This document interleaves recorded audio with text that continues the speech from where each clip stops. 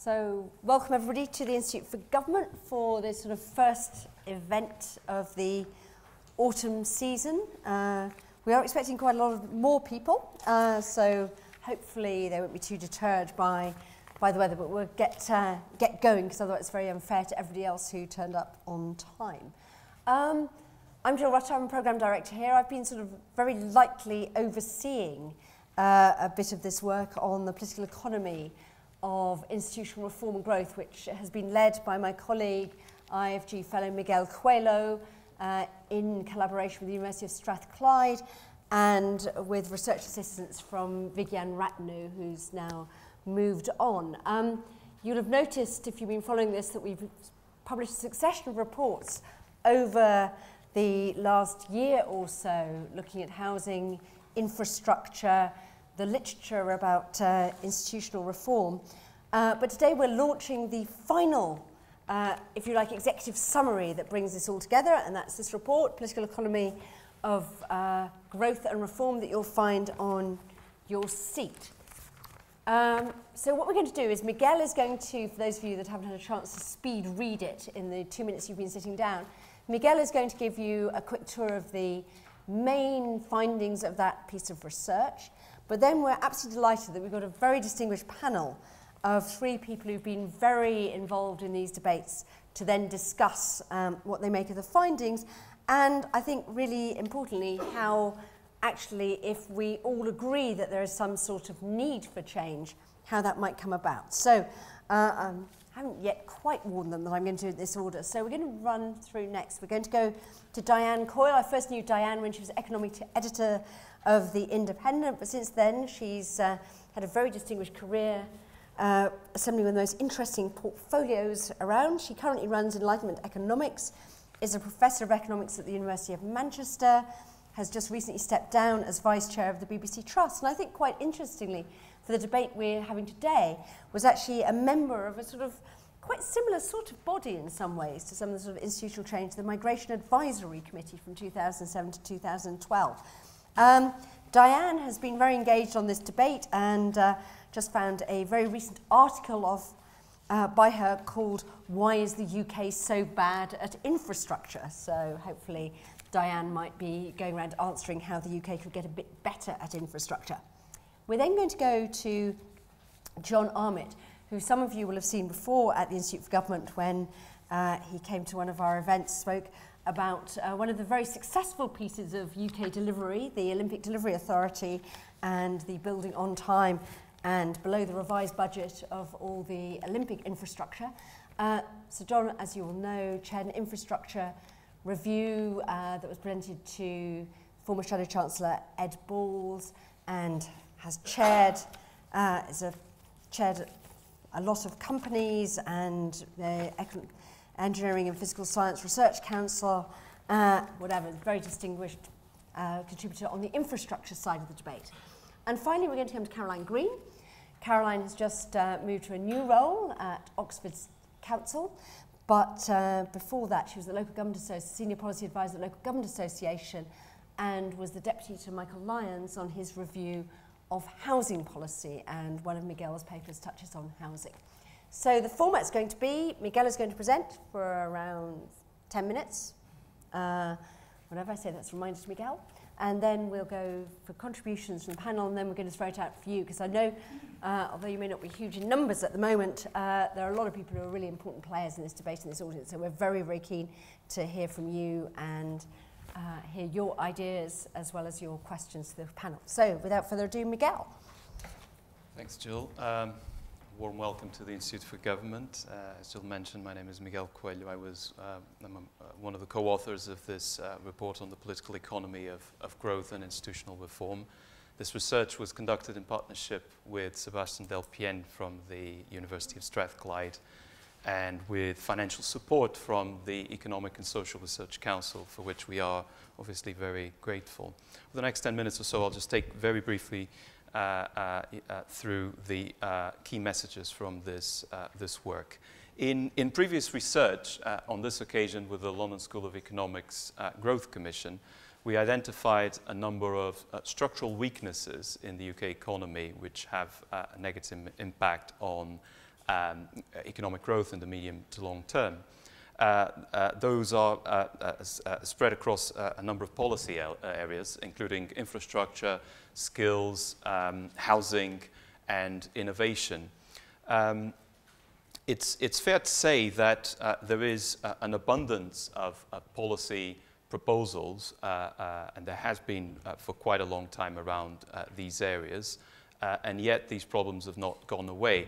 And what this made us think is that perhaps it would be useful to take a step back and instead of focusing on policies, individual policies, it might be helpful to shift the focus towards policy making, and in particular towards the institutions, incentives and processes that shape policy making. That's why we've organized this work around three core themes. The first one is to do with the nature and causes of policy failure. And I should explain right from the start that what we mean by policy failure in this case is failure of policy in the formulation of policy, not so much failure in policy implementation, and in the way that the academic literature, especially the economics academic literature, tends to define it. In other words, policies that are not necessarily aligned with the best interests of society as a whole.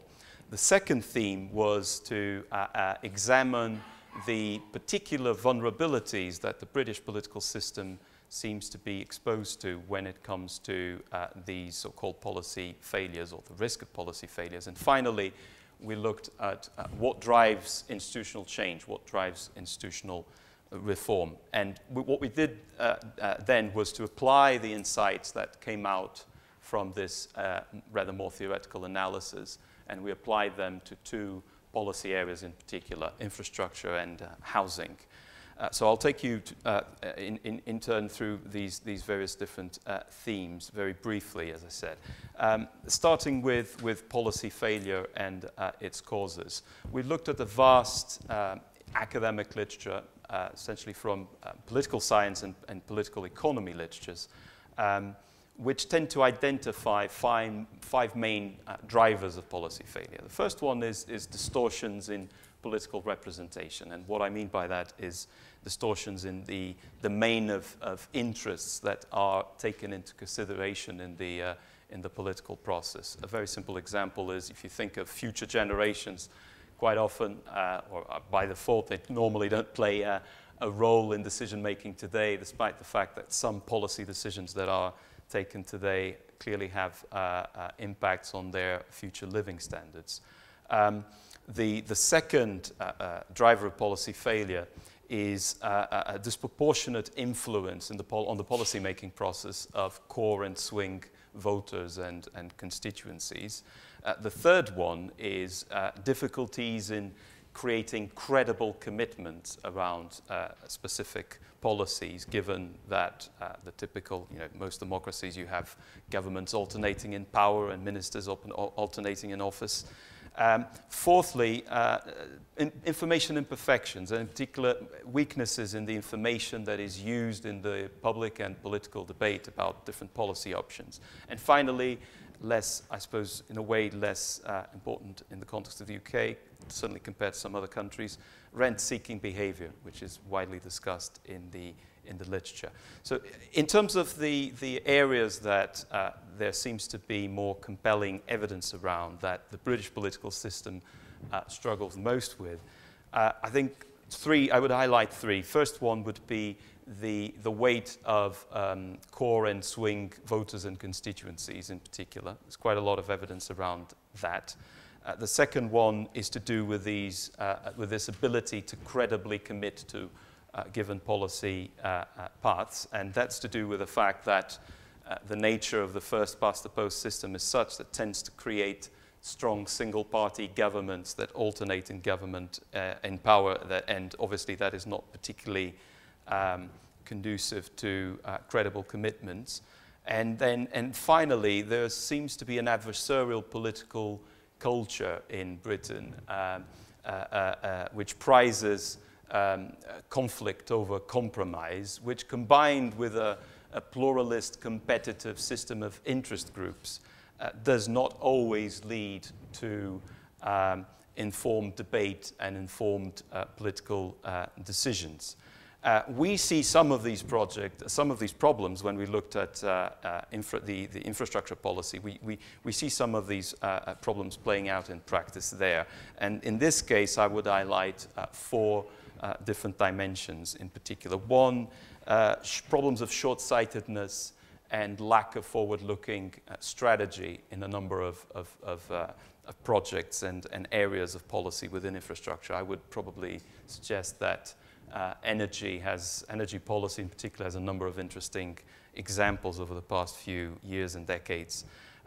Lack of cross-party agreement around individual projects, which quite often creates significant political risk, which then has very negative impacts on the incentives that private investors face.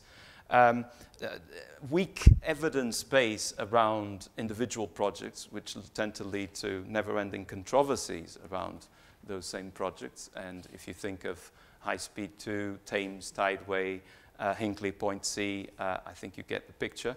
And finally, failure to secure public consent around some of these projects, and especially local community consent. Which quite often leads to delay and political procrastination. Now, at the heart of all of these problems, and the main conclusion around this is that there seems to be an institutional gap. In particular, we don't seem to have effective, deliberative, or participatory, if you like, institutions that successfully engage interest groups, local communities, and experts in the policy-making process in such a way that facilitates informed debate and decision-making. I should be very clear to say that this is not about bypassing the policy-making process at all. This is about improving it. And I think there are a number of international examples. In the Netherlands, we have the so-called Alders Table, which facilitated the expansion of Schiphol Airport. The work that the Australian Productivity Commission did is also a case in point. And also the French National Commission for Public Debate. All of these institutions seem to have improved the policy-making process around infrastructure. Moving on to housing, in terms of policy outcomes, we all know about the housing crisis and problems with the supply of housing, so I won't dwell into that. I think our main conclusion, and also judging from the new empirical evidence that we've uncovered, I think there's fundamentally a problem of political representation that seems to rest at the heart of it. And in particular, planning confined to the local level does not seem to take into consideration the full breadth of interests that are affected by housing development. To be even more precise, it seems to cater for the interests of current homeowners to a certain extent to the detriment of renters and prospective buyers.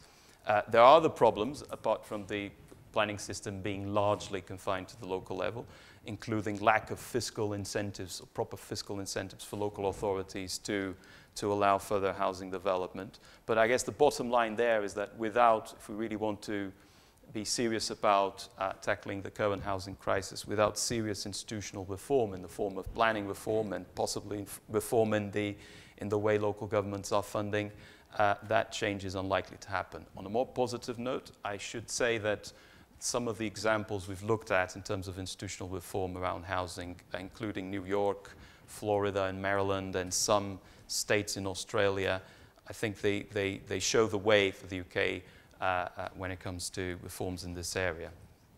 Of course, one thing is to call for institutional reform. Quite a different thing is to actually see it happen in practice. That's why part of this research looked at the drivers of institutional reform.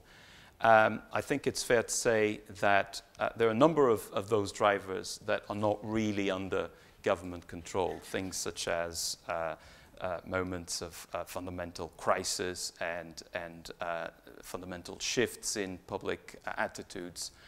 That said, there are also a number of examples, both in the history of institutional innovation in the UK, but also abroad, where institutional reform, positive institutional reform, has taken place in a way that was government-led.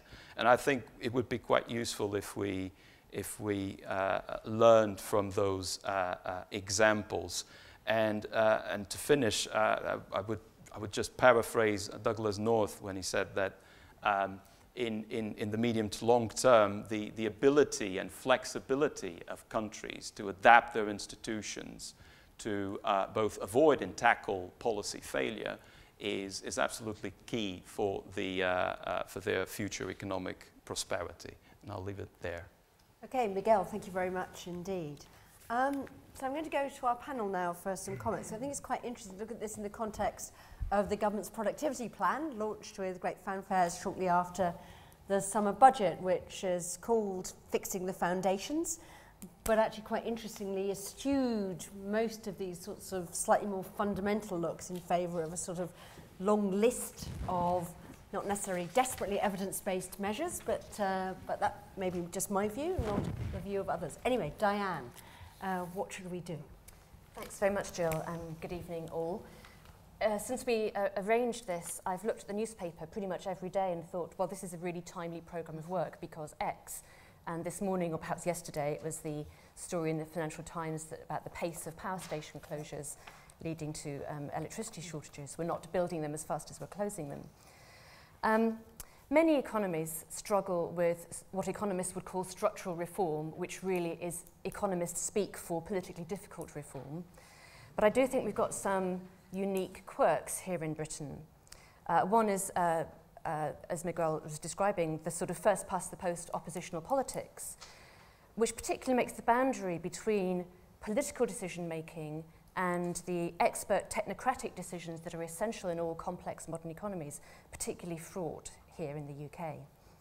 And the second, which I don't think you did touch on, was how very highly centralised the UK state is, and therefore the economy is. And the latter follows the former because policy decisions literally wire the shape of the economy with the roads and the rails and the air routes and the wires and the masts. So I thought I'd just briefly touch on two areas. One is infrastructure, and then the other is competition policy, because I also spent 8 years on the Competition Commission. Now, Joseph Bazalgette needed the big stink to be able to build London sewers. There was a really good crisis then that he could take advantage of. And luckily, he built 150 years' worth of capacity, so we're still using those in a mid-row now about whether to upgrade, and if so, how to finance that. But absent a really useful crisis like that, I think there are 5 hurdles, all pretty major hurdles, to building infrastructure. One is the universal one, although we're very bad at it, I think, and that's there's more attention paid to analysis than to implementation. And they overlap because part of implementation is including in your analysis behavioural responses to the changes that you're trying to introduce. And I think those behavioural responses are far too rarely included in any cost-benefit analysis or impact analysis. And that's the Achilles heel of all UK policy making, I think, not just infrastructure decisions. The second is that the trade-off between national and local is very hard. We were just hearing about that vulnerability to NIMBYism if you have decisions made about planning at too local a level. But on the other hand, you get a much better informed assessment of the needs and the benefits and the likely obstacles to developing anything. But I do think we need to have at least separate planning for the north and the south. It is absolutely ludicrous that the constraints on land in the south and the green belt around London affect planning decisions in the north, where the geographical conditions and the demand are absolutely different. The third thing I wanted to touch on was this lovely idea that Albert Hirschman had called the hiding hand. And he argued in the context of developing countries that infrastructure projects that looked like they were going to go really pear-shaped because the costs and the obstacles had been greatly underestimated actually turned out fine in the end because people proved to be very ingenious in overcoming those obstacles. But there's a very new paper by Bent, I don't know how to pronounce his name, Flyberg at Oxford, and Cass Sunstein. They've got a database of over 2,000 infrastructure projects, big projects, and they find that depending on the sector, between 60 and 100% end up with net negative benefits. But the trouble is you can't do without them. Some of those infrastructure projects you need to have the power stations if they're closing down. And we've got a very inadequate tool in cost-benefit analysis in assessing what the net benefits are. It's a tool really designed for marginal changes. It's absolutely not appropriate for the very large-scale changes that you expect to come along with big infrastructure projects. It doesn't include dynamics. It doesn't include how those behavioural responses might change dramatically over time. And it also doesn't consider that the benefits actually might be endogenous to the decision taken and the process by which an infrastructure investment comes about. And so the example I would pick is HS2. I spend a day a week in Manchester. I'm really keen on HS2, as most people in Manchester are, which I think is quite telling. But the question is it like HS1, where not as many people are using it as was expected? Is it like the M25, where actually demand is beyond expectations, but that means that the net benefit is less than expected? Or is it more like broadband, where a lot of economists said to me when broadband came along, well, it just makes it a little bit faster than dial-up internet, and lots of people have got dial-up internet, so why do we need to invest in broadband? And actually it turned out to have a significant effect on the way people behaved. An incremental change can have quite large effects. And we just don't have the conceptual tools in economics or in government for that kind of cost-benefit analysis. Fourthly, winners versus losers. And I think we really need to think hard about how to share planning gains. Within Manchester, the city government has thought about that. People want to build in the south. There are planning gains around the airport and in North Cheshire and South Manchester. How can the Oldhams and Rochdales be compensated for that by sharing planning gain in projects there?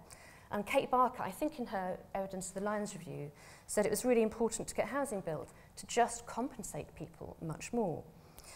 The example of fracking in the US, whatever you think about it, people are much more willing to agree to fracking in their local communities if they get a lot of money out of it. And so actually I think this sounds like an economist, it's money and not deliberation that I think is key to these kinds of decisions.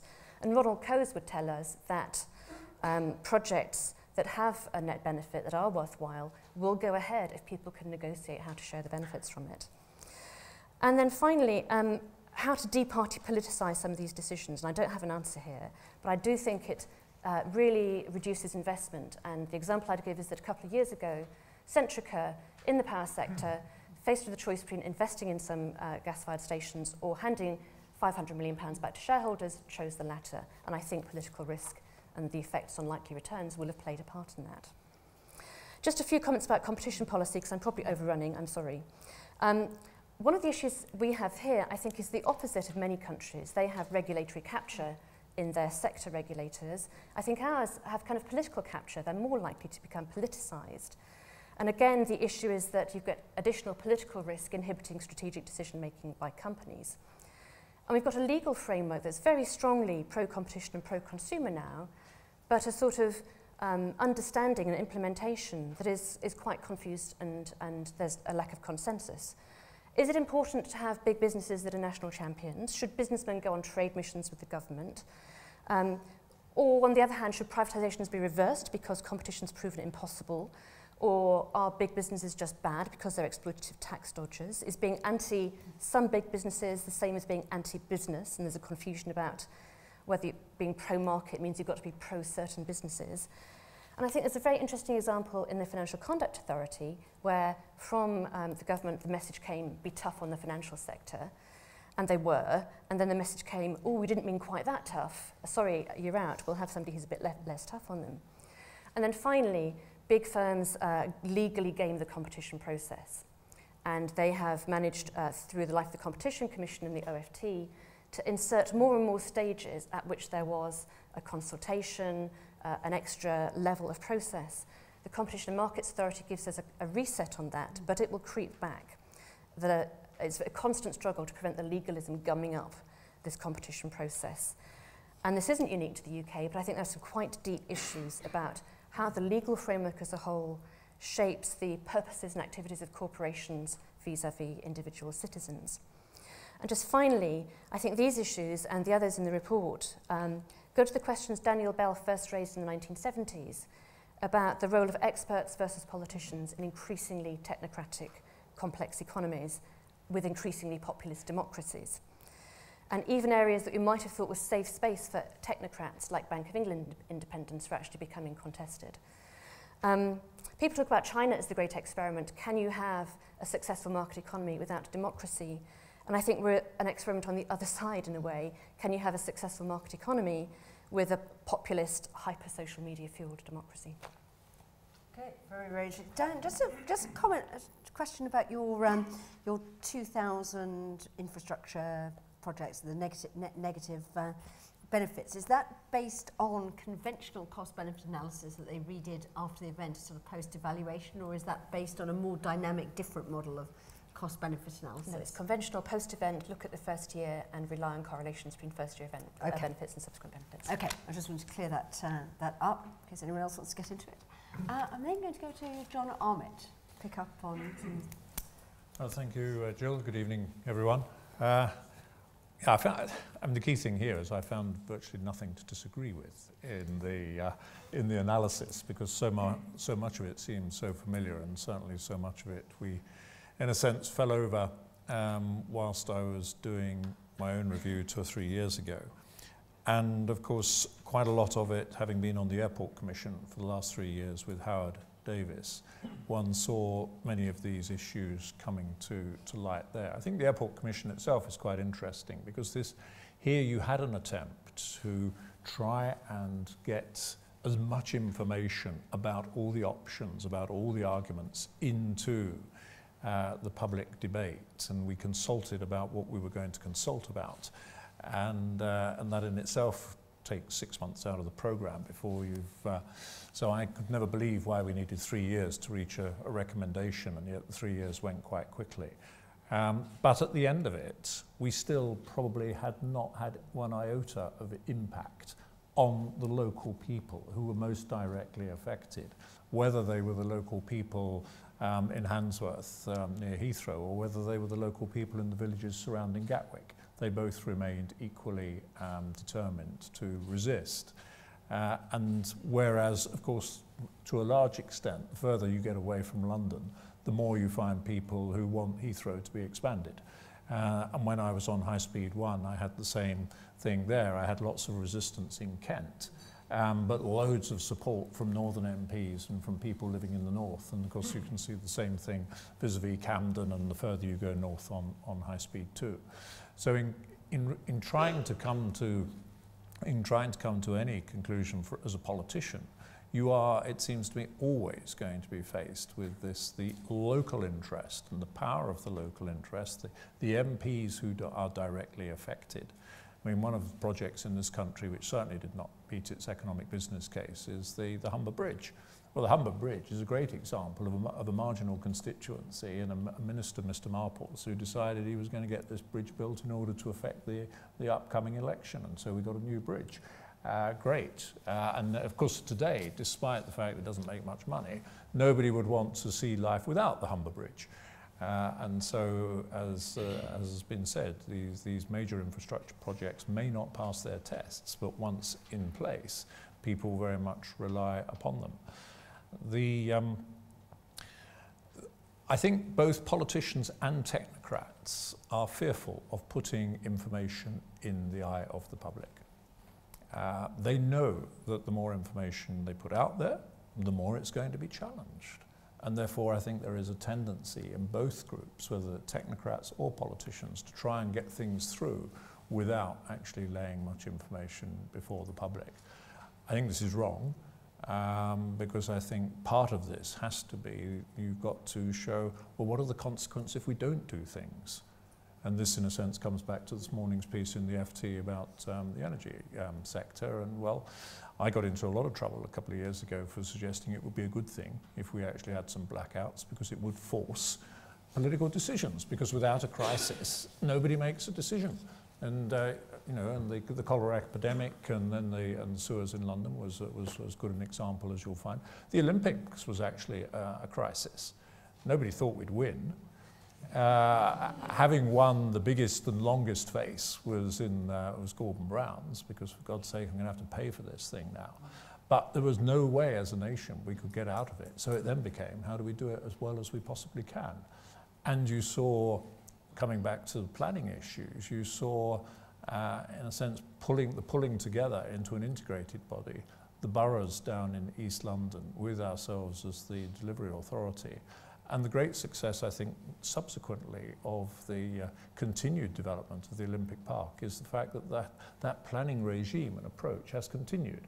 So the boroughs still act as a singular body with the legacy company, and you don't get competition between the different boroughs as to what is going to be built. Is it going to be built in their borough or their borough? They've got more than we've got. No, it's all about how do we maximise the opportunity for the whole park. And of course, Howard Bernstein has been very successful in this, one of the few people in the country who has managed to pull together the 10 different towns of Greater Manchester to recognise that it's in their broader interest to act as a single body rather than as competing bodies within the Manchester area. So for me, it is very much, whether we like it or not, we have to come to terms with that we've got to communicate, we've got to put more information out there, we've got to enable a bigger debate to take place in order, if only at the end of the day, and this is, I think, part of our nature, the word consultation is hated by many organisations who say this is meaningless. You're simply going through a process. What we really want is engagement. We want to engage with you, to talk about the issues, to argue about the issues, not simply be consulted with and then ignored. At the end of the day, somebody is going to feel that they were either ignored or dismissed because their solution has not become the right solution. And you will never take politics out of infrastructure. To my mind, this is why the cross-party aspect of it is so important. Our political process is, people are saying, oh, isn't it going to be terrible with Jeremy Corbyn and what's going to happen in Prime Minister's question time? The least important thing that happens in this country is Prime Minister's question time when it comes to policy. And yet everybody hangs on it, when in fact the real political arguments and debates take place in a far more sensible environment in committee. But it's the game and it's the adversarial game which has to be played in PMQs. And so somehow we have to find a more of a cross-party approach. And I don't see, I'm banging my own drum here, but the conclusion we reached, and it was a conclusion after looking at what happens elsewhere around the world, is that you do force politicians to actually, on both sides, to address these long-term issues and then make a decision for the long term, not for the next 5 years, and actually grasp the nettle of, well, what are we really going to require in 20 years' time, 30 years' time? Now let's debate that. Let's come to, of course the argument is, oh, well, technology is moving so fast we can't come to a conclusion. Well, that isn't true when it comes to most fundamental infrastructure. It's not changing that fast. And therefore you have to make these decisions. Otherwise you will be left stranded and we will be left as an uncompetitive nation at the end of the day. The Anders table is a great example. I mean, we went and met them at the Airport Commission, and we said to him, well, how do you reach a decision with all these people around the table? How do you ever get a decision? He said, we just keep talking until we reach a compromise that everybody can actually support. And you're not allowed to come to the table unless you are prepared to compromise on your principles and on your values. So if you come believing that you've got to have all the night flights you require, you've got to have all the things that you want as an airline, then sorry, you're not going to get it. Equally, if you think that you're going to have no noise around the airport and that there won't be any flights on these days and those days, forget it, because there will be noise. And you've got to be prepared to compromise as a local member of the population, and you've got to be prepared to compromise as big business. And they just keep at it in the classic, I suppose, Scandinavian way until they reach conclusion. I used to work with a big Scandinavian company, and I found it very interesting how long it took them to reach a strategic decision. The reason it took them a long time was because they kept on arguing about it until they felt everybody in the business had understood what they were going to do. Then when it came to delivery and implementation, it went extremely well, because they'd all had their chance to have their say. Right, we've now decided this is what we're going to do, and away they went. And I think somehow we have to, in this country, and my argument is, well, create independent organisations who can at least put the facts well-researched facts, well-debated facts in front of politicians, then make the politicians debate it, and then make the politicians reach a conclusion through their statutory duty within Parliament, and don't let them off the hook. And just a final point on training. I mean, I'm chairman of City and Guilds at the moment. We recently did a study called Sense and Instability. In the last 30 years, we have had 60 ministers responsible for vocational training in 30 years. Right. What hope can you ever have of having any sort of consistency of policy or approach when you have that degree of turnover of policy and ministerial interest? And of course, for ministers and for civil servants, all the brownie points and all the praise goes to those who create policy. There's never any praise for those who deliver. Delivery is for the dumbos. Policy is for the smart people. And so let's have more and more policies. Let's think of more and more policies, because nobody's really interested in delivery, because that's for the, you know, the lesser mortals. Just want to pick up on one of the points Diane made, John. Diane said that, you know, deliberation is fine, but actually it's all really about money. Just wondered, when you were on the airport commission or when you were looking at the orders table, did you think that actually you ought to just be able to propose, you know, okay, someone's going to take a hit for where the airport capacity is, and this is the deal that they need to be offered to make that hit fair for the rest of the country, and this is what we say is the way to do it? Or did you actually feel you should have the money there as well on the table? Well, and the French examples, of course, are legion. You know, the French nuclear program was very consciously, the French nuclear program was debated over a weekend. One of the people present was a psychologist. And it was, well, what are we going to do to get people in the various cities around France who are going to get these power stations, want these power stations? Well, they've wanted a new hospital, they've wanted a new motorway, well, we'll give them 30% off their electricity and then they'll probably want it. And sure enough, it worked. And I mean, we thought quite, and we have, in fact, in Howard's report, I mean, we have set out various recommendations about what needs to be done to make this palatable for people. You'll find villages at the moment who've signed up to wind farms on the edge of their villages, wind turbines, because they are part owners of the wind turbine. And they get some of the upside from the electricity that's generated, and they share in the profit, and the money goes back into the community to pay for more ways of saving energy in the community. So yes, by enabling people to take part and become co-owners in these things and part of the solution, then they're more likely to want to sign up to it. It just needs a bit of imagination. Okay, now we're going to come on to Caroline to talk a bit about housing. Before I do, yes, sort of sitting there listening to that description of Scandinavian model of the difficulty of bringing lots of different partners with different competing interests and striking deals.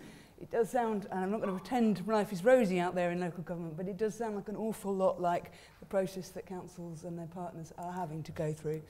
And you're absolutely right. It's because they can see a common goal at the end, and they have also been forced to think about these long-term issues. So, you know, I'm not pretending it's all rosy, but I think there are things that we can learn from a very slow and gradual process that we are going through. I'll kind of come at this from the perspective of the work that I did with Michael Lyons on housing supply and also from local government. And I'll join the gang in kind of agreeing with a lot of the analysis of the institutional and political problems which have been described, particularly when it comes to housing. Obviously, the representation of different interests, the insider problem or the NIMBY factor, but equally the lack of clear evidence and independent information under planning, underpinning a lot of housing policy, and the real failure to reconcile the long-term interests with you know, the attractiveness of short-term initiatives and being seen to act. But I'll find something to disagree with just to be a sport. And, you know, whilst I agree with the analysis that many of the problems around housing supply come back to the supply of land and to public attitudes, to focus it solely on planning plan making and then planning application decisions is actually to fall into the trap of some of the problems described by the report. Because in actual fact, the fact of constrained land supply, the fact that we don't just allow a free-for-all of development in this country, doesn't just mean that you have to get planning permission, but it affects the behaviours of all of the players in the development industry, and creates a set of market conditions that mean not only we are limiting the amount of sites coming forward, but we're limiting the rate at which they get built out. And there's some very quick statistics to illustrate that. Last year, local government, I think, granted planning permission for 200,000 homes, which is more than they have done for many years, although it's been rapidly increasing. And the number of houses started on site were 136, which was down 1% on the previous year. But I think it just illustrates that, you know, the temptation is often to latch on to the silver bullet, and if we solved that, the problem would be solved. What we found in Lions is actually there's an enormous range of quite complex measures.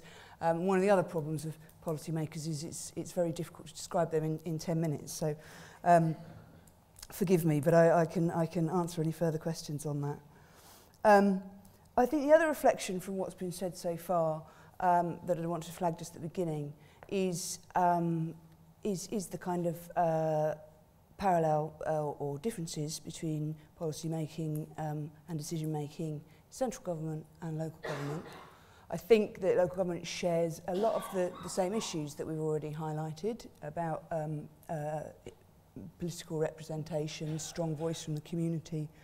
But I think there's also some differences in that they don't necessarily have all the policy levers to hand, and are at the whim of actually changing policies at different levels of government.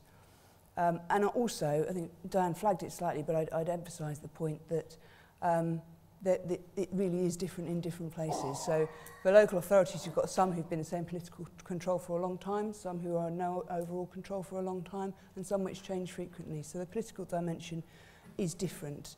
And in some cases, I think there is an ability to plan for that longer term.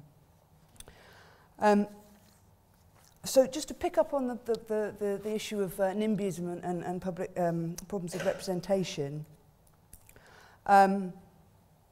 as Miguel said, you know, this is a clear area where the interests of future generations and people not already living in an area do need somebody to provide their voice.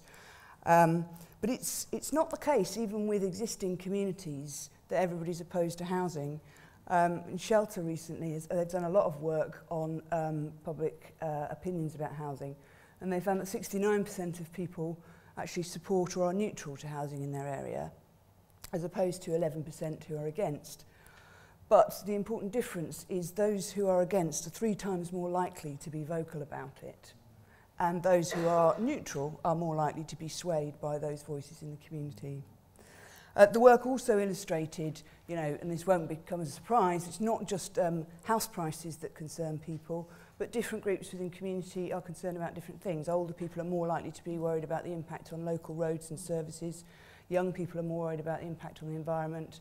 And the quality of housing in place is a concern across the piece. So I think the conclusion we draw from that clearly is that, you know, as John's already said, is that winning support for that more balanced representation of views does require in-depth engagement, and that takes time and a lot of patience. But I think one of the problems, at least around the rhetoric of blaming everything on planning and saying that we need to just focus on permitted development and removing planning control, is it will have that exactly the opposite impact on those communities who are concerned about the quality of development that's coming forward. The second area is about information and evidence, and this was very stark to us during the Lions review, where I spent quite a lot of my time scrabbling around after different bits and pieces of evidence that you would have thought we would know. I mean, I think it's very hard. We don't even agree often on how many homes we need, and certainly that's a debate that plays out across the country.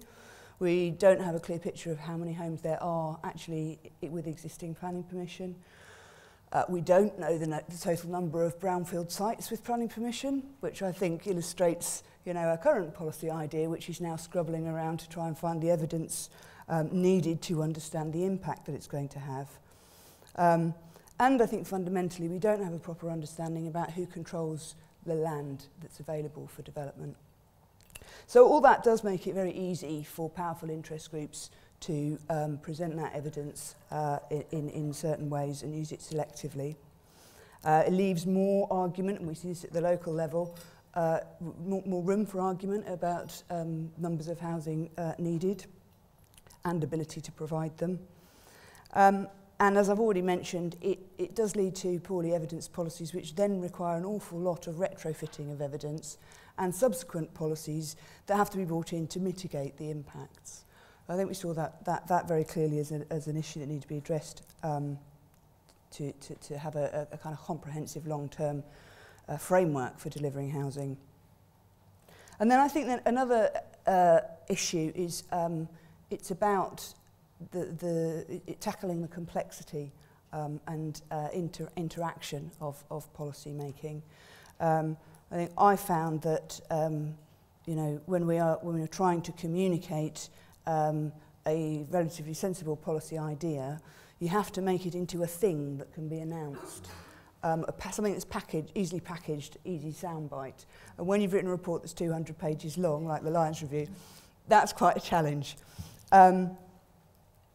But in reality, they are complicated and have many interactions, which is why it comes back to the fact that planning for housing supply has to go alongside planning for infrastructure, for jobs, and broader economic planning.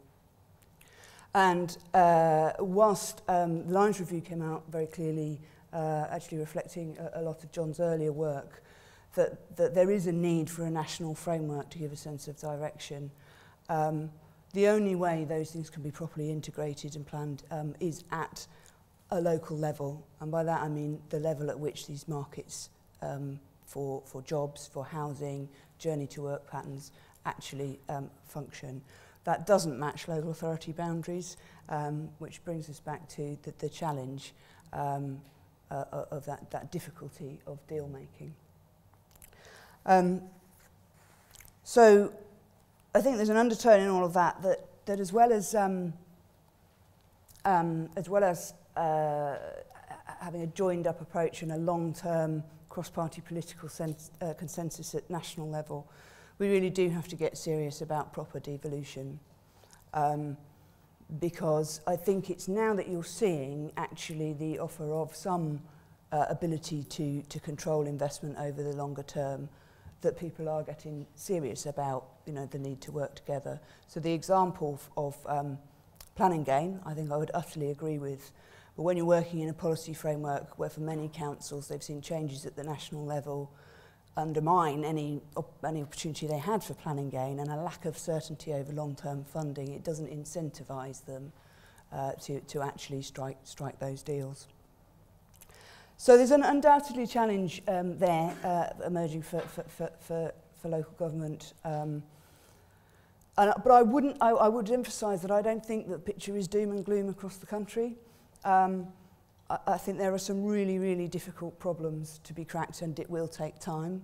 I think another problem that we've seen is that every 5 years, or even more than every 5 years, once we've made a policy, we pull it up by the roots to see how it's growing. And if I did that in my garden, it would be even worse than it is now. But the point being that some of this stuff does take a really long time. So some of it has to be incremental. So just in conclusion, I think trying to come back to how we're going to make all that happen, I think that it is important not to confuse a need for strategic long-term planning and decision-making with taking control away from local communities. I don't think they're mutually exclusive. We need both. We just need a coherence about how they fit together.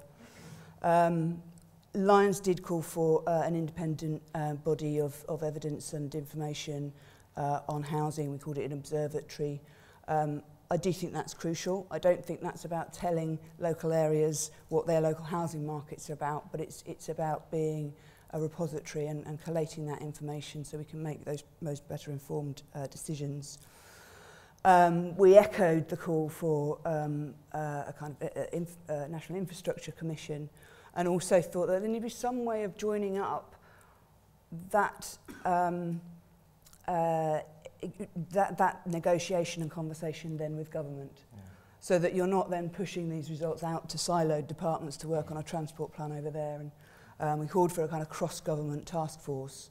And I think certainly that the experience in doing devolution deals and other types of deals from local government is that dealing with individual government departments on a range of things, again, isn't conducive to serving a strategic and for want of a better word, holistic goal. And then, yeah, I think I've already emphasised it enough, but a really serious think about devolution and not, you know, re-announcing things and making people go through certain processes, but a proper kind of joined up thinking. Take, for example, Northern Powerhouse. Actually, you know, what does that mean? How's it going to be delivered over 20 years? That's. Thank you very much, Caroline. Thank you very much to all our panellists. I'm going to just ask Miguel quickly, are there any particular points you want to take up with any of the panellists, or anything you want to respond to now, or shall we go straight to the Just a couple of very quick points on Diane's note that it's a lot about compensation. I think we emphasised that message in our report as well, but I guess our interpretation of and reading of the literature around that was that those things are not mutually exclusive. It's a lot about compensation combined with proper engagement, because otherwise, and I also think what's currently happening with fracking in the UK, this idea that, you know, government in response to local opposition created some local incentives, or industry is now prepared to share 1% of the profits or whatever it is, and still there's been a backlash to that, with people accusing these industries of just trying to bribe them and so on and so forth, and still arguing that they have fundamental concerns about the effects of these technologies on the quality of the water, etc., etc. I think what that clearly suggests, together with all the other evidence we looked at, is that it's really a combination of proper engagement, where compensation, the discussion and the actual implementation of compensation, is part of the equation as well. So the two things are not mutually exclusive. Just the second point, very briefly, on housing and on the question of bringing it all back to planning all the time and not just being about planning. I guess two things were there. One is that again, what the report says is that there seem to be problems of planning being fundamentally localized, but that's what we are advocating. It's that it needs needs to be a more balanced approach that takes into account more integrated, some form of regional coordination along the lines that Sir John was referring to. But that's not to mean that we should move away completely from having local voices playing a significant role in local planning issues. On the point that it's more complicated because you've got developers that land banking, I suppose, is probably one of the issues that a lot of people have been discussing in that area, and lack of capacity of developers to actually deliver and build the houses that we need, even if there's planning permission to build them. All those things, I agree that they're absolutely important, especially in the short term. But the interesting thing, which quite often I see people who bring those issues to debate seem to miss, is that if you start asking the question, what is causing these problems? What is causing this volatility, for example, in the construction sector, which then has those knock-on impacts on their ability to actually build stuff? You realize that ultimately the ultimate cause seems to be related to planning, the way the planning system operates. That's why I was thinking in the ultimate solution in the long term will have to involve some kind of significant change in the planning system. Okay, Caroline, we'll let you come back on that in a second. Let's go and see if there are questions from viewers. I know we've got a lot of people here who work on these issues on a day-to-day basis, views on them. Remember, though, if you're a civil servant, that it is on camera and we are going to be putting the video up, so just think about what exactly you say. So Kerry's with the microphone, so let's go, and Candice as well. So David, tell us who you are as well. David Walker, Guardian Public. All panellists have used the word engagement, which suggests rightly that effective buy-in to decisions is increasingly important as opposed to cognitive investment. That might point towards a conclusion that says that when you make judgments, you're dealing with, to use a pompous word, incommensurable values. Brief example, in Manchester, as Diana knows, at the moment, a major piece of infrastructure is being stopped because one of the protagonists feels the Victorian brickwork and its preservation is desperately important. You'll know, looking back at the history of London Airport, birds, about which people feel passionately and fundamentally a very important obstacle. What happens if, in our society, and it's not just true of England and the UK, people do now have effective investments that would prevent them ever agreeing to either a compromise or an imposed solution to what are inevitably sort of antagonistic propositions on the infrastructure? You want to take that, Diane? Not particularly, but I'll go. Yeah, have a go. If there are if there's genuinely the impossibility of compromise, then either you have politicians who are brave enough to make a decision anyway and override some interests, or it doesn't happen. I mean, that's just logic, really, rather than an answer to your question. And I'm not really expert enough to talk about how the politicians would face that kind of decision. Defer to John on that. I remember sitting in this very room last year, and there was a senior civil servant who said that, well, of course, the really tricky decisions are the 51-49ers, and that's what ministers are for. You know, that's what they're there for, is to make these difficult judgments, and decisions where a decision is required. And the Stevenson viaduct and railway line in Manchester is a great example of that. And you know, presumably at the end of the day, we don't actually decide we're not going to build the infrastructure that we need today in the Manchester area for people to live their lives for the next 100 years, simply because Stevenson did a little bit of work there 150 years ago. You know, that somebody has to make that judgment at the end of the day. And I mean, they have been trying to reach a compromise on that particular one, I know. You know, at the end of the day, that is what ministers are for. Why else do we vote them in? If they can't make decisions, there's not much point in having them. And certainly coming from a department that used to be very fussed about birds, and where there are obviously EU protections on things through the Habitats Directives, etc. DEFRA was always getting a lot of grief for trying to stop developments because of birds or newts in the Thames Gateway and stuff like that. But I mean, there are quite a lot of things actually that now we bear extra costs. So you bear extra costs to tunnel so as to not sort of wreck some site of area of outstanding natural beauty. So actually, they're quite often sort of, it's not necessarily black and white. There are some black and white cases, but actually at a price you can adapt and build round things, stuff like that. So part of the discussion is actually what price are you prepared to pay for those sort of adaptations that will enable that development to go ahead and not compromise things where you don't want to compromise them. But it's often very difficult. I mean, one of the really, really big difficult things in which the now defunct Sustainable Development Commission did quite a lot of work was the Severn Barrage, because that was a huge big debate between one set of environmentalists who wanted tidal power, another set of environmentalists who said, but this is one of the most important estuaries for wading birds and whatever, and that was very difficult. Obviously we made no decision on that, so that makes life easier. Anyway, more questions, comments, particularly from people who've been sort of engaged in the front line. Martin.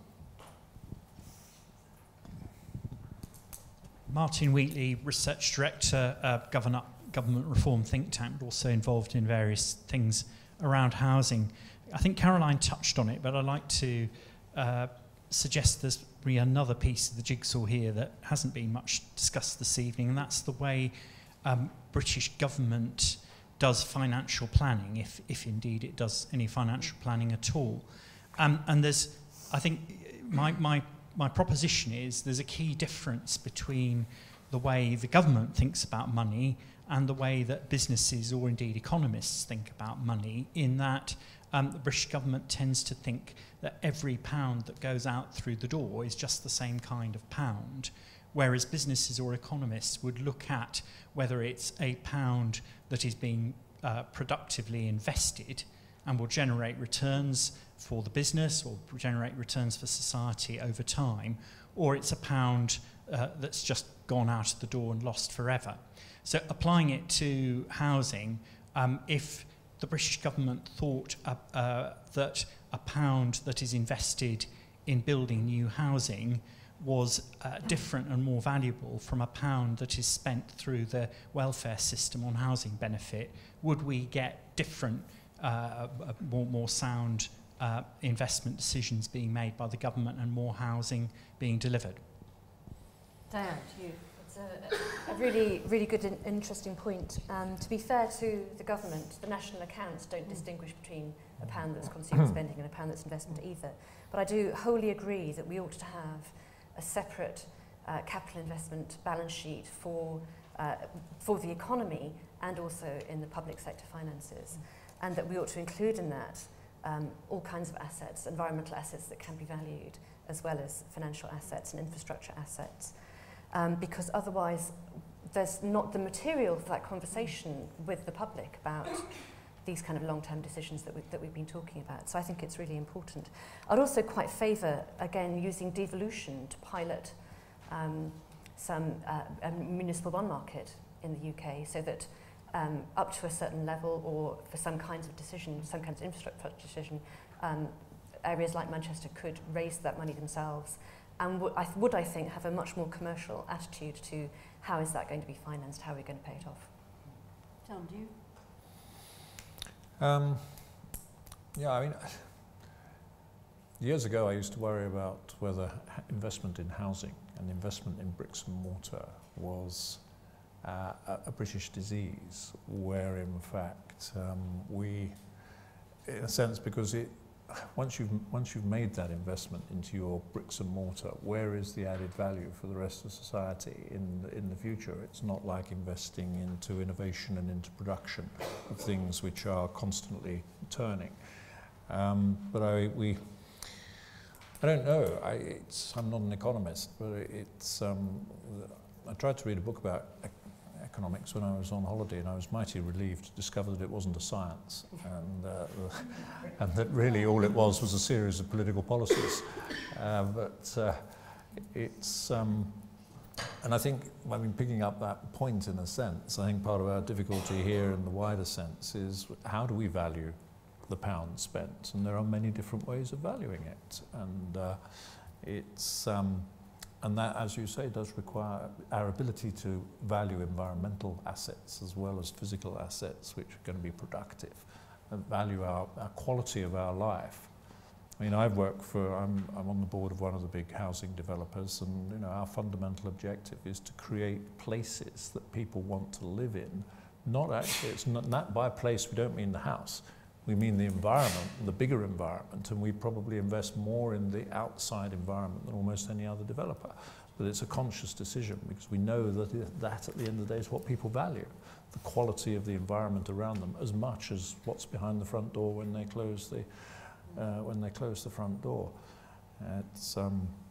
And coming back just briefly to the housing thing, when I started work, which was in 1966, it was the middle of that massive housing boom at that time, which of course didn't really suffer from where's the land coming from. There was this conscious central government and local government desire to build the number of houses we needed, and the land was made available and the planning consents were clearly given, and we were churning them out, of course, at a rate which the private sector would never do.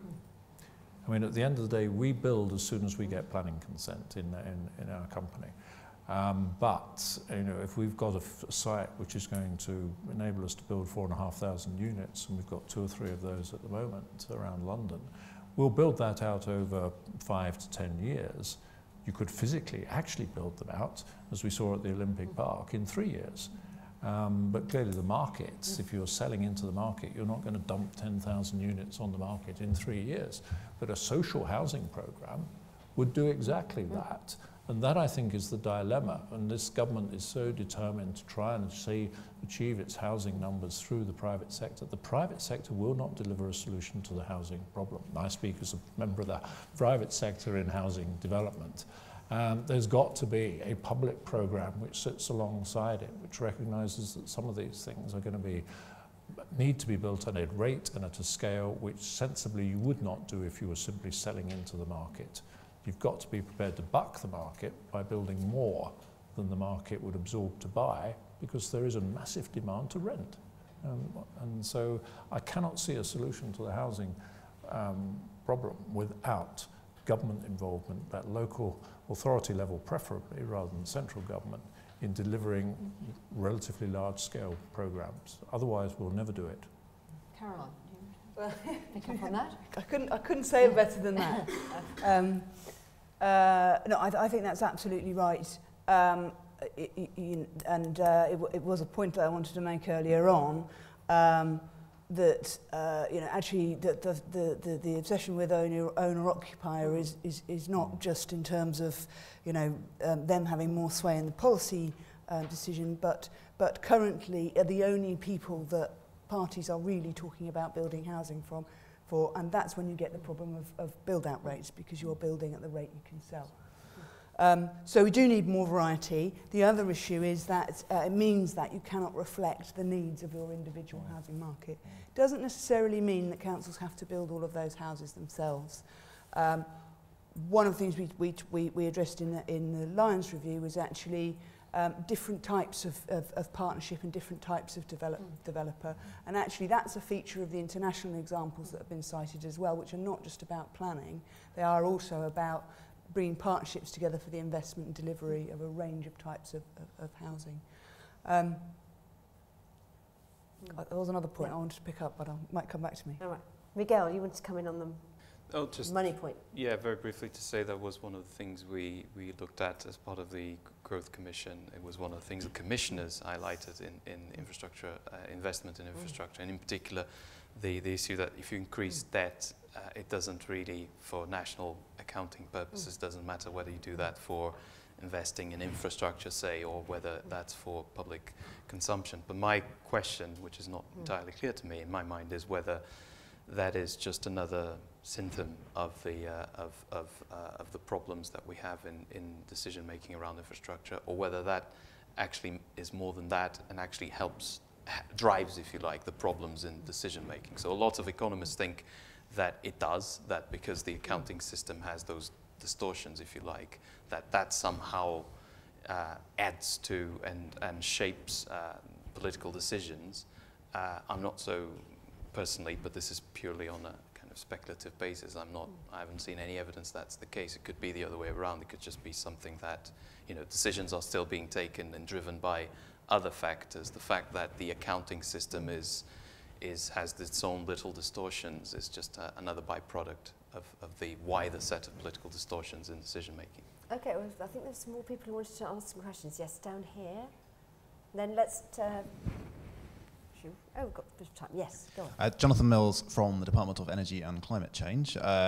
With your mention of the cameras, I'll make a short reference to energy policy. Actually, particularly because we're on the cameras, I say there's a very gloomy picture painted of energy policy, and I'm not sure the evidence quite backs that up. But it is quite an interesting example of a tension between a sector where we have liberalised, we have a market, and that brings with it a whole load of uncertainty and a set of incentives for players in the market to represent the situation in a particular way. And on the other hand, we still want to have certainty about some of the outcomes there. The question I wanted to ask, though, actually is the conversation here has taken us towards how we can provide greater kind of insulation from the politics and greater. Sorry, less so yours, Miguel, actually, but some of the other conversation has taken us a little down that line. And I wondered whether you had any thoughts about going sort of the very other end of the spectrum, and what the kind of role for referendums and plebiscites and sort of proper, full single-issue democratic processes are as a kind of way of settling things. So there's a degree of kind of a recent historical precedent in this country, an upcoming historical precedent for tackling momentous issues on that sort, and whether there is any role for that on top of the kind of consultative approaches that you've talked about. Does anyone want to pick that one up? I hate referenda. Because surely the risk with any referenda is the quality of the question and the fact that most of the information that people absorb about how they're going to respond to that is what they garner from television. And television is probably the worst form of communicating information. Not as bad as Twitter.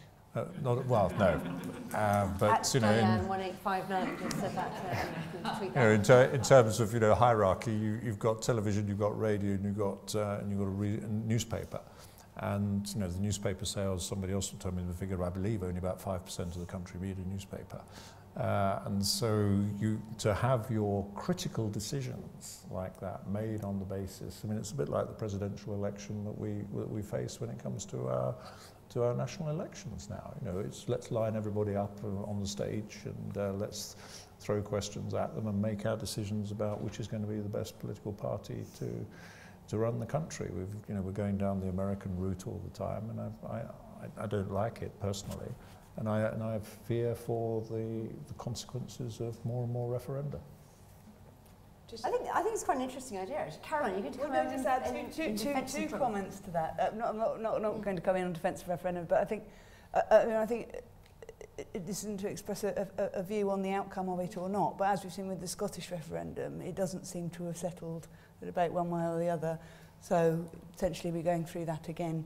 But the other thing I wanted to mention is that actually councils have got, in effect, an imposed referendum on them if they want to raise council tax by above a certain amount, which is incredibly difficult in terms of responding to sensibly to some of, and in a consultative way, to some of the challenges that communities, that councils are facing in terms of their long-term investment plans. So, I'm not a great fan of referendum because I think that, on an exceptional basis perhaps, but to my mind, that is why we elect people to represent us and take decisions on our behalf.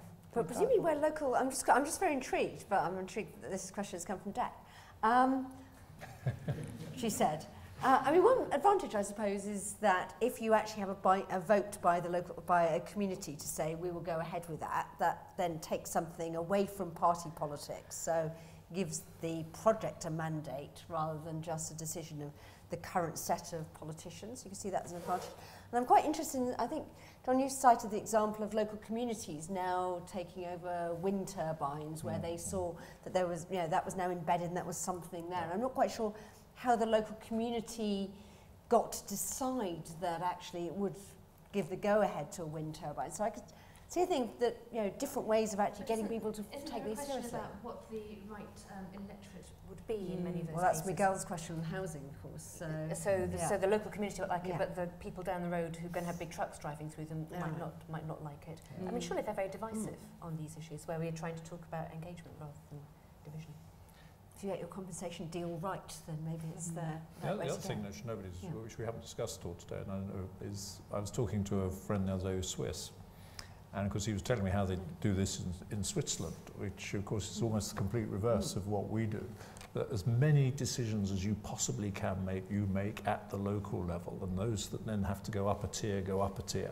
So by the time we get to national government, there's hardly anything left for them to decide, because you've managed to get these decisions made at the other levels in society, rather than, so complete reversal almost of our approach. But of course, coming back and sort of speaking against myself, I believe a lot of those local decisions are actually made by referendum, in the sense that everybody in the community votes on do we or do we not want it. The Swiss face the same infrastructure crunch and housing crunch that we do, which I'm not sure about. Anyway, come back to that. Yes, lady over there. Hello, I'm Katie Evans from the Social Market Foundation. I'm really interested, actually it feeds on quite nicely from the referendum discussion. How does, particularly what you were talking about, Sir John, about the prevalence of information, giving people the information they need to make these judgments, fit with the rise of social media, which obviously from kind of the classic political economy standpoint vastly increases the number of players in these games, and in a way where their influence isn't necessarily fairly distributed. How do we square those two things? I think the social media is something which we're still, all of us, learning to live with. And I mean, it's quite frightening. I mean, you see that within a company, the speed at which something going wrong, particularly if you're a consumer, customer-facing business, as one, in transport, for example. The speed at which you can see things running out of your control, and the speed, therefore, at which you have to react and try and put things right. You can't spend sort of 3 weeks deciding, are we going to compensate somebody? It's why in National Express we've now instigated automatic compensation to people. I mean, TfL, in terms of knowing what's going on the underground, I remember Peter Hendy saying one day, well, actually, John, our customers usually know what's happening faster than we do in control, because they're tweeting one another about what's happened on the tube or what's happened on the train, and the information is flowing very rapidly. And but presumably the advantage of it is that the debate does become wider and does become bigger. And therefore, for those who are charged with making the decision or trying to pull things together, you've got to, you need to be listening to that and seeing it and recognising it and taking account of it, because it is how many young people, particularly, and it's growing all the time. I mean, I've never used Twitter. The reason I'm afraid of doing so. It's we're screwing it up, but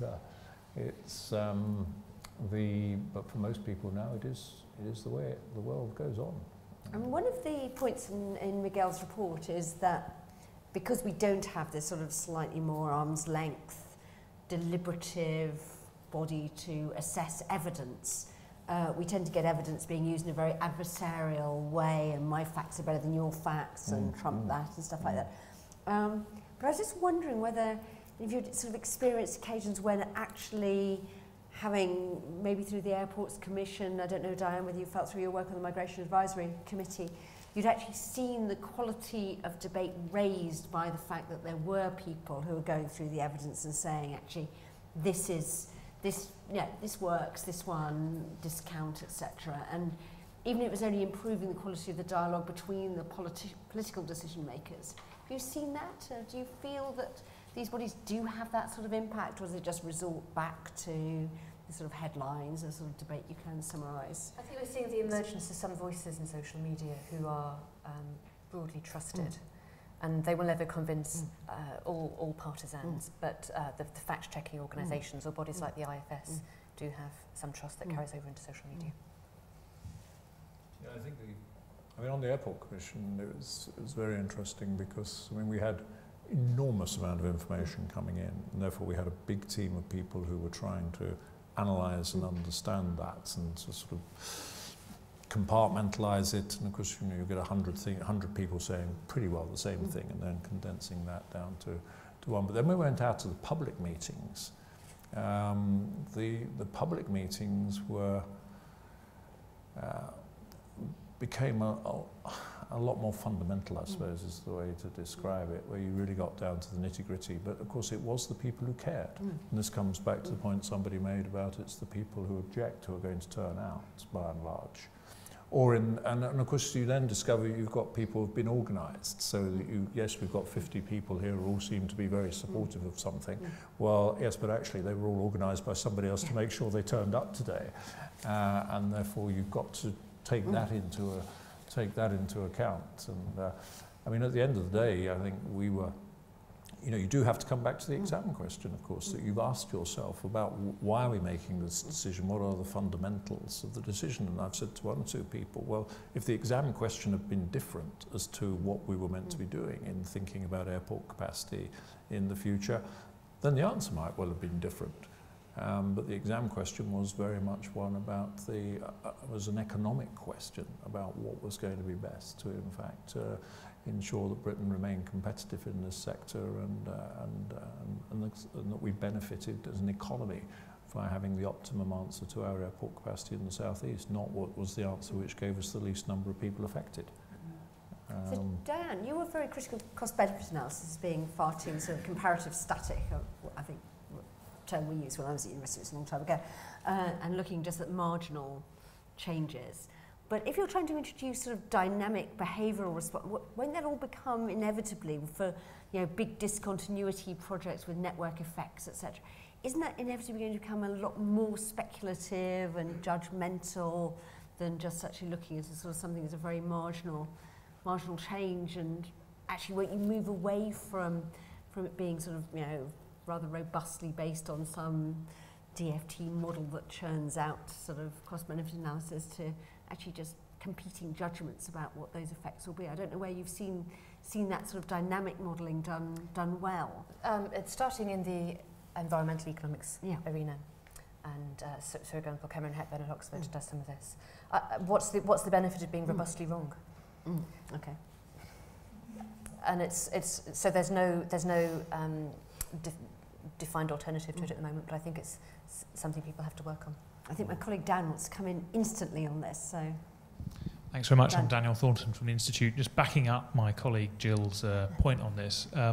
I mean, even if I realise I don't have to, Jill, but just in this instance, I've decided to agree with you. I've lost my thread now. I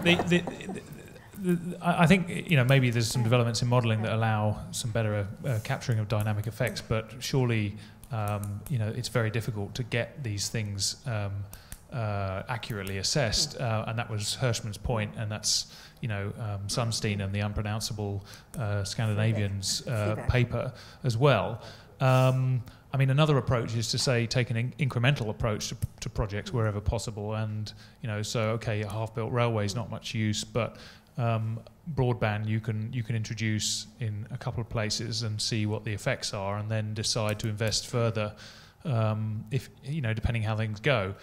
So in other words, take an agile approach to project management, which is big at TfL, or other forms of adaptive project management to minimise your exposure to what is inevitably enormous uncertainty.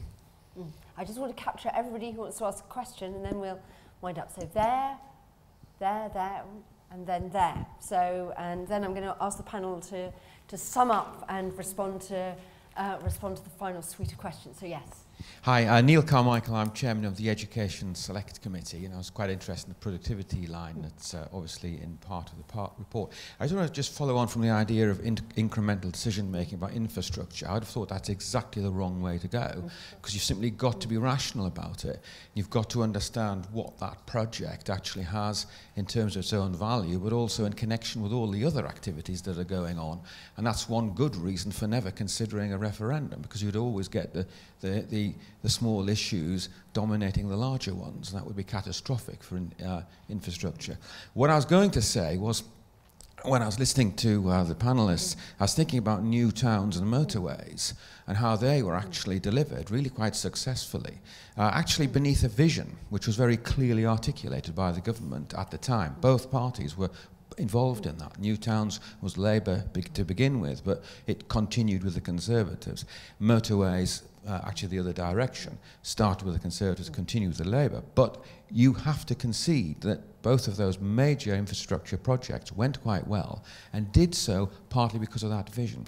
So that really leads me on to the question I'd like to ask, which is, how do we get government back into the position where it is actually capable and confident of making those rational decisions, being able to get the right kind of evidence and make a judgment, but a judgment which is actually reflective of the other aspects? And productivity is obviously one, because we have to have a modern Britain which is productive, and all of the points you've been making are actually connected, I think, to that story. So we, I think, need to make those links. Very interesting point. Yeah. Hugh Lloyd, thank you. And building on those observations, in some respects, I think to John's point about common goals is pretty fundamental to how these processes could or should work. I'd like to put in a good word for neighbourhood planning, which does seem to be a process that at local level engages people in a set of common goals for their community. And what gets interesting about that is if you look at places like Balcombe, where there was potentially an opportunity to frack, that community has decided to go solar. Which then leads me on to my other observation, which is in many of these infrastructure questions, there is always an alternative, and very rarely is the alternative put.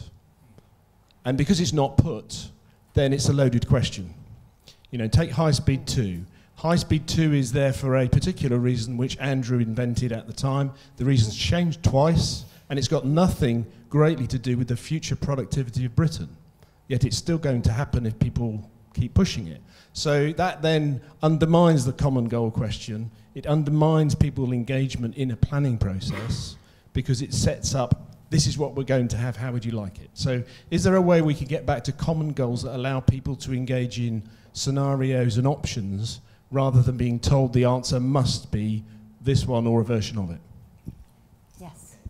Tom McNally, and although I'm a member of the House of Lords, I consider myself a jobbing politician. So I'm glad to see Neil Carmichael here, because I think only Carolyn has managed a passing word in favour of the politicians. Just what I might remind is a little bit of humility about going ahead. I'm now old enough to remember the tower blocks that were built with such self-confidence and then demolished because they were socially inoperable. Go up to Liverpool and hear of the tragedy, or Newcastle, of town centres ripped out of their population to be stuck in satellite towns that never worked. You've got to be pretty certain or at least have a little bit of humility when you're approaching some of these things. One last point to John Armitt. I recently was asked to join a campaign which would make support for the HS2 dependent on rebuilding the Euston Arch, which was demolished in my first year at university in UCL by planners that probably took the same brutalist approach that you take to arches in Manchester. Okay, was there anyone else who wanted to? No, we'll leave it on that note. Now we're going to come down the panel and give final words to my colleague Miguel. It's his report, but reflections on any of those points, which I think sort of widen the debate actually into the role of politicians, vision, leadership. There were some super points there, and of course we heard the vision word for the first time, which is so essential to so much of this. And again, I would say, well, you know, that we do look to politicians to have the vision, and rightly or wrongly. Andrew had the vision on High Speed 2, and I mean, High Speed 2 is an interesting example of something being driven through in a way much faster than normally this country would cope with. And what I found interesting was the difference between High Speed 1 and High Speed 2. In High Speed 1, British Rail got into awful trouble by publishing 17 alternative routes through Kent, thereby getting the whole of Kent in uproar, every village with its placards and so on, and paint poured over our cars in Ashford and all sorts. But at the end of 2 years of that debate going round and round, and everybody sort of objecting, promoting, and so on, you get to the point where people start to say, I wish somebody would make a decision. And then you can turn, as we, at that time, I can't remember which minister it was, but you know, announced at the autumn conference in 1994, I think, right, this is the route that we are going to choose. And it then went ahead very successfully. And I think the interesting thing about that, of course, is that the economics of that project was always based on the domestic railway, not the international railway. And it was the economic case from the half hour which was taken off every journey pretty well in Kent approaching London, which really turned the arguments for that, as opposed to how many people were going to go to Paris. On High Speed 2, of course, there was a conscious decision, I've been assured on this, within the department to consider 100 different options for routes and alternatives and so on, in secret. And then drop the final answer on the public. Net result, public in uproar, not being consulted, not had a chance to understand why this route, not that route, why hasn't it gone up alongside the M40, why didn't it go up alongside the M1.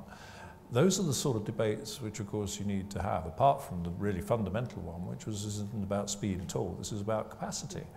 And of course, we got hooked on the almost high speed 2 was the wrong thing to call it, because this was a capacity thing more than a speed argument. So how you present those, and I think the scenario planning and the scenario options are absolutely essential in these debates, so that people understand what are we looking at, what are our choices. Do we want to be faster? Do we want to have more capacity? The French do incrementalism, interestingly, I discovered when we did a study recently on high-speed rail projects in France. They build the straight bits first, and then they use the existing network to connect into the city. They look at the demand, and only if the demand is sufficient will they then spend the money on building a high-speed element into the towns and out again. So they accept the loss of journey time and concentrate on building the cheap and simple bit first, see what the demand is, and then later on fill in the gaps with other elements of high-speed rail into the cities. Whereas on high-speed 2, we're determined to take the high-speed line right into the middle of Manchester, right into the middle of Leeds, right into the middle of Stoke, and so on, adding enormous cost. Ashford fought a terrific battle to make sure that high-speed 1 went through the middle of Ashford. We wanted to do a park and ride on the outskirts of Ashford. Going through the middle added £400 million to that project. We could have built the park and ride for 40 million. And that was the power of local politics on central government saying, we're going to be left to one side, we've got to have it coming through the middle of Ashford. Hardly any Eurostar trains stop in Ashford.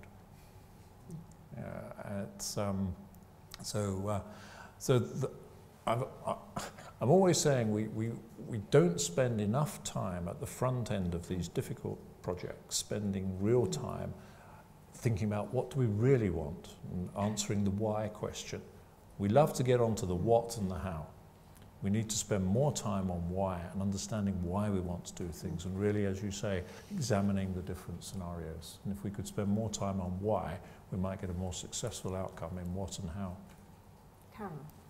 Yeah, so your international example just reminded me of a bit of practice, which is probably example of what not to do. But I was in Myanmar a year or so ago, and they've built an entire capital city, but they failed to build the road that goes anywhere. So it's literally kind of just plonked there in a road that ends up in the middle of absolutely nothing. But just to pick up on, I mean, I won't repeat a lot of what John's already said, but I did want to reiterate the point about national vision, and a lot of this is reflected in the work that John's done. But if you use the example of, say, planning for new towns and so on, I don't think we would get away with the same processes that they were planned and delivered in the last round of them, and I think the experience of eco-towns kind of shows that. So it's, you know, that national vision which is connected to our long-term plan for investment in the railways, and what land does that sensibly release, what housing and employment around that in the longer term is absolutely right. And then at the other end of the scale, I think he's just left, but I wanted to pick up the point about neighbourhood plans, because I agree. I think many of them people got involved with them in order to stop things happening, but once they were engaged, realised it wasn't a question of how many homes, but where and how, you got a very different result.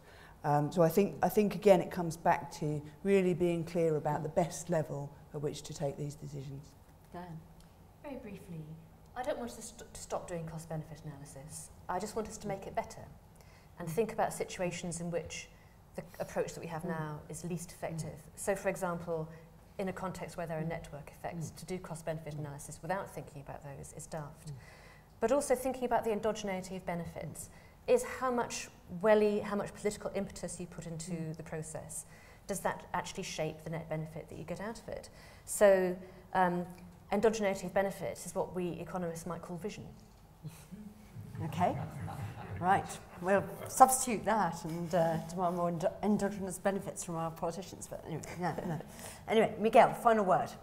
Just to echo some of the points that have already been made, and especially on this question around the evidence. I guess what we said in the report, when we talk about deliberative institutions and engagement, I think there's three things about that. One is this idea of actually having people seriously engaging with the evidence building process, so that you do that, especially in areas that are so difficult and contentious, such as infrastructure, where, as Diane was saying, the risk is that you might be robustly wrong rather than actually, most of the times, rather than actually properly having a discussion about the range of scenarios and uncertainties around those investments.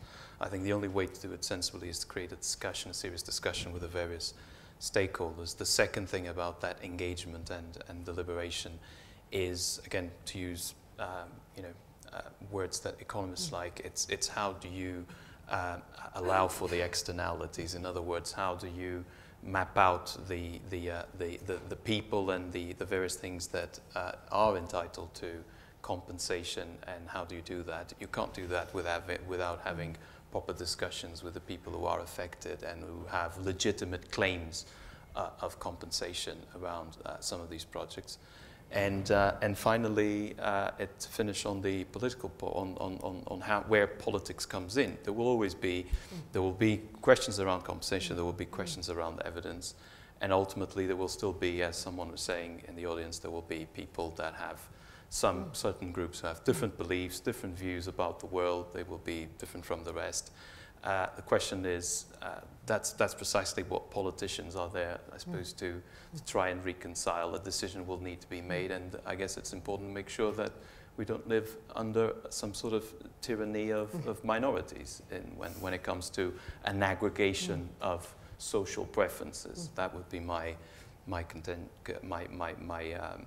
theory around that, is that if you aggregate social preferences in such a way that systematically the solution that prevails is the one that is preferred by a very small group, that's not probably a very sensible way of making collective decisions. Okay, so this isn't a tyranny of minorities or a tyranny of experts. Still a very important role for politicians. Absolutely. This is about making life easier for politicians rather than substituting for them. We did this piece of work because we thought this was a very important set of issues identified in the Growth Commission. These are supposed to be a contribution to future debates. So, as I said, Miguel had to summarise a year and a half's work in 10 minutes, so he's not done justice to his report. So please do go and find them on our website and read them. Thank you all very, very much for coming tonight.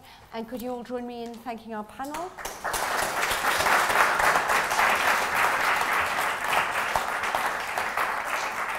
And then we'd very much like to invite you to join us to continue the conversation over drinks outside. Thank you very much.